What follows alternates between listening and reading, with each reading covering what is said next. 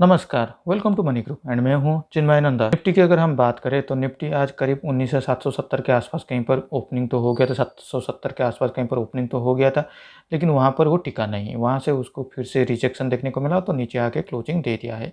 अगर हम देखें तो आज एक मैक्सिमम टाइम फ्रेम के लिए मार्केट ने 19,750 से लेके 19,700 इस लेवल के आसपास कहीं पर ही ट्रेड करता ही रहा। तो यहाँ से अब आगे क्या हो सकता है, देखिए ये जो लाइन है इस लाइन के आसपास करीब 19,700 के आसपास यहाँ पर निफ्टी को एक सपोर्ट मिल सकता है, क्योंकि यहाँ पर निफ्टी को पहले रेजिस्टेंस मिला हुआ था, तो यहाँ पर फिर से एक ब्रेकडाउन भी हुआ था। तो ये इस लेवल के आसपास से निफ्टी ने एक सपोर्ट लेके ऊपर की तरफ ऊपर की ओर से मूवमेंट हो गया था। तो इसलिए 19,700 के नीचे जब तक निफ्टी नहीं आता है तो हम लोग एग्रेसिवली सेलिंग नहीं कर सकते हैं। कल अगर मार्केट फ्लैट में ओपन होता है, फिर गैप अप में ओपनिंग होता है, तो ये जो लेवल है 19,800 से लेके 19,700 इस लेवल के आसपास कहीं पर ये नो ट्रेड जोन के अंदर कहीं पर आ जाता है, क्योंकि इस लेवल के आसपास से निफ्टी ना तो ऊपर की ओर से अपना रेजिस्टेंस को तोड़ पाता है, ना तो नीचे की ओर से अपने सपोर्ट को भी तोड़ पा रहा है। तो आइदर और साइड पे कहीं पर भी अगर एक मूवमेंट हमें देखने को मिलता है तो ही जाके हम उस साइड पे हमें एक ट्रेड को एग्जीक्यूट करना चाहिए। फिर भी मैंने अपने पिछले वीडियो में जैसे बोला था कि ऊपर की ओर से मार्केट 19,900 20,000 के आसपास से लेके नीचे की ओर से 19,500 इस लेवल के अंदर ही कहीं पर अब निफ्टी कहीं पर इस हफ्ते के पहले वीक तक, इस मंथ के पहले वीक तक कहीं पर ट्रेड हो सकता है। तो ठीक उसी तरह मैंने भी मेरा जो स्ट्रैंगल पोजीशन है उस हिसाब से मैंने क्रिएट किया हुआ था। ये छोटे से टाइम फ्रेम के लिए मैं अभी इंतज़ार इसलिए नहीं कर रहा हूँ, क्योंकि कोई भी एक साइड अगर ब्रेकडाउन होता है, फिर ब्रेकआउट होता है, तो ही जाके हम लोग को न्यू पोजीशन लेने में ज़्यादा मदद मिलेगा। अगर इसके अंदर 19,700 से लेकर 19,800 के अंदर अगर हम लोग ट्रेड करते हैं तो यहीं पर कहीं पर हम लोग रिटेल इन्वेस्टर की तरह फंस सकते हैं। मुझे ऐसा लगता है कि आने वाले कल या परसों हमें एक ट्रेंड ज़रूर देखने को मिल जाएगा, क्योंकि पिछले 2 दिनों से निफ्टी हो गया या फिर बैंक निफ्टी एक नैरो रेंज में ट्रेड कर रहा है।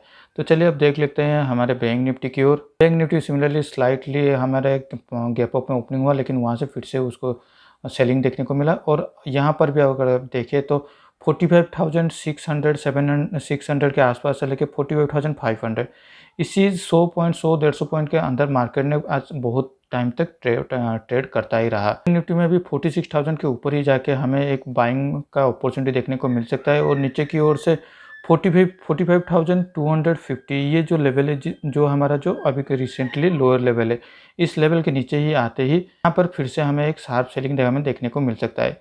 फिर भी यहाँ पर भी छोटे टाइम फ्रेम के लिए 45,500 के नीचे जब तक बैंक निफ्टी में कोई भी 15 मिनट कैंडल क्लोज नहीं दे देता, यहाँ पर भी हमें ट्रेड नहीं करना चाहिए। और ऊपर की ओर से अगर कल मार्केट 45,800 से लेके 45,900 के आसपास कहीं पर भी अगर क्लोजिंग दे देता है, तो यहाँ पर हमें एक अपॉर्चुनिटी मिल सकता है उसके अगले दिन, तो 46 को ये क्रॉस कर सकता है ऊपर की ओर से। तो 46,000 के ऊपर की ओर पे हम लोग अपना टारगेट हमारा एक ट्रेड को एग्जीक्यूट करेंगे। तो जब तक ये 45,800 से 900 तक क्लोजिंग नहीं दे देता है, या फिर नीचे की ओर से 45,200 250 के आसपास नीचे की ओर से भी ब्रेकआउट नहीं देता, तो एग्रेसिवली हम लोग सेलिंग नहीं कर सकते।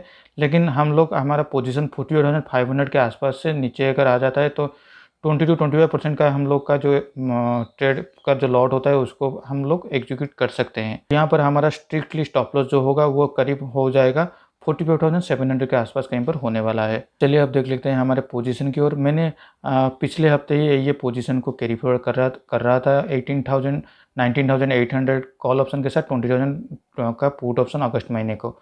तो अगर आज मैंने इस पोजीशन को स्क्वायर अप कर लिया, और अगर आप देखें तो यहाँ पर मुझे करीब 44,900 का लॉस मुनाफा दिखाई दे रहा है। उसको मैंने आज एग्जीक्यूट करने का पीछे का लॉजिक यही था कि मैंने जैसे अपने आपको बोला, पिछले 2-3 दिन से निफ्टी एक रेंज में ट्रेड कर रहा है, तो यहाँ पर अभी ज़्यादा पॉसिबिलिटी बढ़ जाता है कि यहाँ पर एक ब्रेकआउट या फिर ब्रेकडाउन हो सकता है। तो इस केस पे हम लोग अगर इंडिया विक्स को भी ऐड कर लेते हैं, तो इंडिया विक्स भी अभी मल्टी ईयर लो लेवल के आसपास कहीं पर ट्रेड हो रहा है।